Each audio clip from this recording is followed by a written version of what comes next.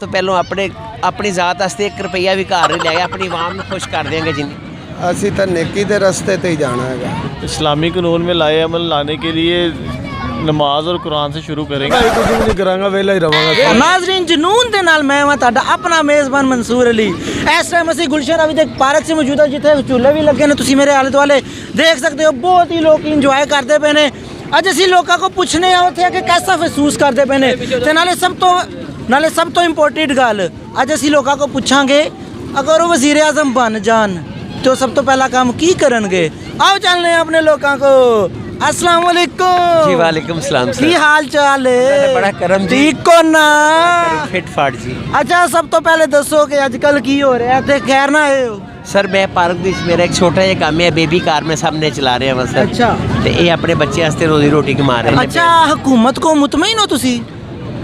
Sir मुतमिन की होने से हुकूमत को इन्हें आवाज़ पर टेंशन नहीं दी है। इन्होंने वोट भी इस इमरान खान पाए ने, लेकिन ये साडे आवाम का कुछ नहीं सोच अच्छा रहे। चलो इन्होंने कुछ नहीं सोचा, तुसी एक दिन ਲਈ वज़ीर आज़म बन गए, जी जी।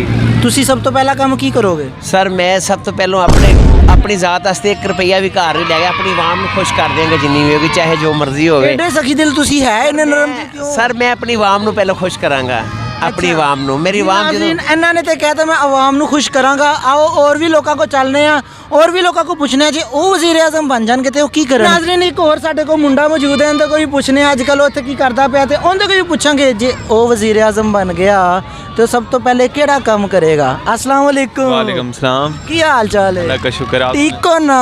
जी ठीक ठाक। अच्छा तुसी दसो इत्थे की करन आए हो आज? घूमने फिरने।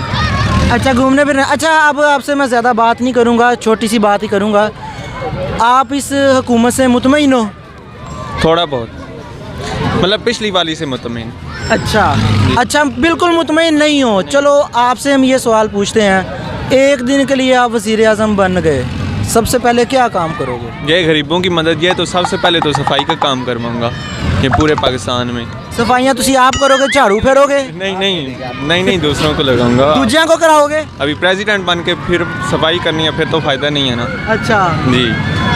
अच्छा की तब्दीली और क्या क्या तब्दीली लाओगे? आप कह रहे हो ना मुतमईन नहीं हूँ, तो कैसे मुतमईन करोगे लोगों को एक दिन में, सिर्फ 24 घंटों में? महंगाई जो है ना, ये महंगाई के बारे में, ये जो गरीबों को जो अफोर्ड नहीं कर सकते ना, उनके बारे में सोचूंगा। की हाल चाल है? ठीक हो ना?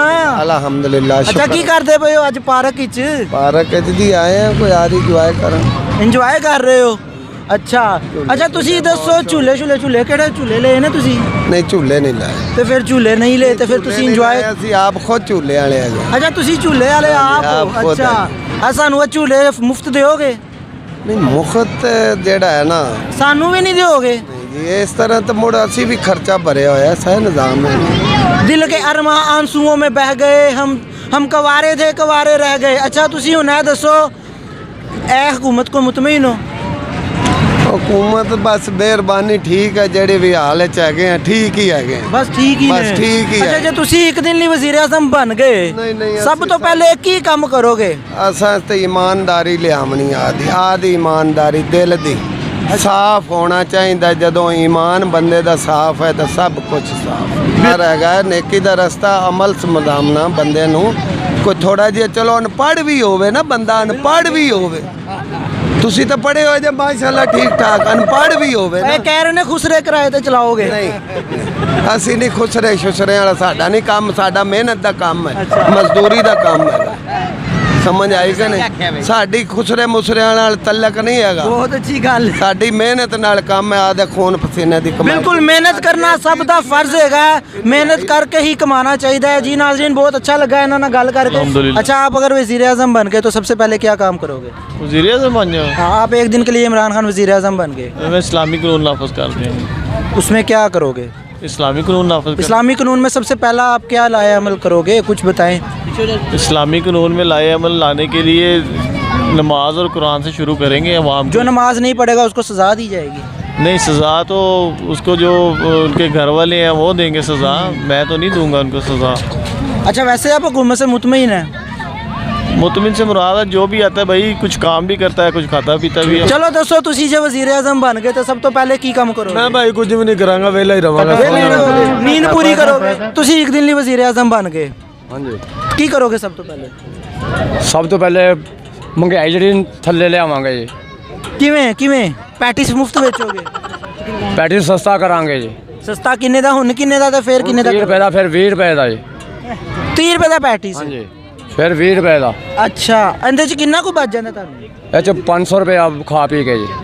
ਕਿੰਨੀ ਦੇਰ ਤੋਂ ਵੇਚ ਰਹੇ ਪੈਟਿਸ? ਤਕਰੀਬਨ 32 ਸਾਲ 33 ਹੋ ਚਲੋ ਠੀਕ ਹੈ, ਹੁਣ ਮੈਂ ਤੁਹਾਨੂੰ ਵਜ਼ੀਰ ਆਜ਼ਮ ਬਣਾਤਾ ਹੈ, ਹੁਣ ਦੱਸੋ ਸਭ ਤੋਂ ਪਹਿਲੇ ਕਿਹੜਾ ਕੰਮ ਸਭ ਕਰੋਗੇ? ਤੋਂ ਪਹਿਲੇ ਜਿਹੜੇ ਬੱਚੇ ਨੇ ਇਹਨਾਂ ਨੂੰ ਮਾਰਾਂਗਾ ਮੈਂ ਯਕੀਨ ਨੂੰ, ਇਹ ਚਕਵਾਵਾਂਗਾ ਇੱਥੋਂ, ਬੜੇ ਹੀ ਗੰਦੇ ਬੱਚੇ ਯਕੀਨ ਨੂੰ ਸਰ। ਕਿਉਂ ਨਹਾ ਕੇ ਨਹੀਂ ਆਏ? ਜਾਨ ਖਦੀ ਨੇ ਸਾਡੀ। ਕਿਵੇਂ ਕੀ ਕਹਿੰਦੇ ਨੇ ਝੂਲੇ ਨਹੀਂ ਬੜੇ ਨੇ ਇੱਧਰ ਭਾਈ ਕੈਮਰਾ ਮਾਰਨਾ ਜ਼ਰਾ।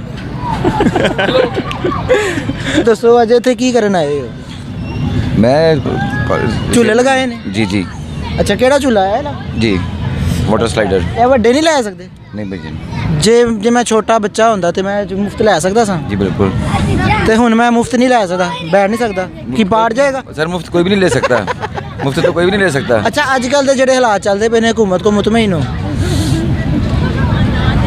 ਚਲੋ ਮੈਂ ਤਾਂ ਨਹੀਂ ਪੁੱਛਾਂਗਾ ਕਿ ਕਿਉਂ ਨਹੀਂ ਮੁਤਮਈਨ। ਚਲੋ ਹੁਣ ਤੁਸੀਂ ਮੈਨੂੰ ਇਹ ਦੱਸੋ, ਤੁਸੀਂ ਇੱਕ ਦਿਨ ਲਈ ਵਜ਼ੀਰ ਆਜ਼ਮ ਬਣ ਜਾਓਗੇ ਤੇ ਕੀ ਕਰੋਗੇ? ਅਸੀਂ बन नहीं सकते फन ਤੁਸੀਂ बनोगे, मैं ਤੁਹਾਨੂੰ बना के छड़ना है। तुसी वज़ीर आज़म बन गए। नाज़रीन, ये पाकिस्तान के नए वज़ीर आज़म बन गए हैं। आइए इनसे पूछते हैं, सबसे पहले ये कौन सा काम करने लगे हैं? ए देखो दिहाड़ियां लगनियां शुरू हो गई है जे लोग आके बेटा 40 रुपए बेटा 40 रुपए रिश्वत ले रहे हो? नहीं नहीं सर रंगे तो फड़ेंगे हो। कोई टिकट है टिकट दो। हाँ तो पैसे पूरे देगा तो दूंगा ना ਅੱਜ ਅਸੀਂ ਲੋਕਾਂ ਕੋ ਪੁੱਛਿਆ ਜੇ ਵਜ਼ੀਰ ਆਜ਼ਮ ਬਣ ਜਾਣਗੇ ਤੇ ਸਭ ਤੋਂ ਪਹਿਲੇ ਕੀ ਕੰਮ ਕਰਨਗੇ, ਤੇ ਸਭ ਵੀ ਯਾਨੀ ਕਿ ਮਹਿੰਗਾਈ ਤੋਂ ਤੰਗ ਨੇ ਤੇ ਉਹਨਾਂ ਨੇ ਇਹੀ ਕਿਹਾ ਕਿ ਅਸੀਂ ਮਹਿੰਗਾਈ ਤੇ ਕਾਬੂ ਪਾਵਾਂਗੇ। ਕਿਸੇ ਨੇ ਕੁਛ ਕਿਹਾ ਤੇ ਕਿਸੇ ਨੇ ਕੁਛ ਕਿਹਾ। ਉਮੀਦ ਕਰਨਾ ਵਾ ਤੁਹਾਨੂੰ ਅੱਜ ਦਾ ਮੇਰਾ ਪ੍ਰੋਗਰਾਮ ਪਸੰਦ ਆਇਆ ਹੋਗਾ। ਇਸੇ ਦੇ ਨਾਲ ਆਪਣੇ ਮੇਜ਼ਬਾਨ ਮਨਸੂਰ ਨੂੰ ਦਿਓ ਇਜਾਜ਼ਤ। ਅਗਲੇ ਪ੍ਰੋਗਰਾਮ ਵਿੱਚ ਤੁਹਾਡੇ ਨਾਲ ਫਿਰ ਮੁਲਾਕਾਤ ਹੋਏਗੀ। ਅੱਲਾਹ ਹਾਫਿਜ਼।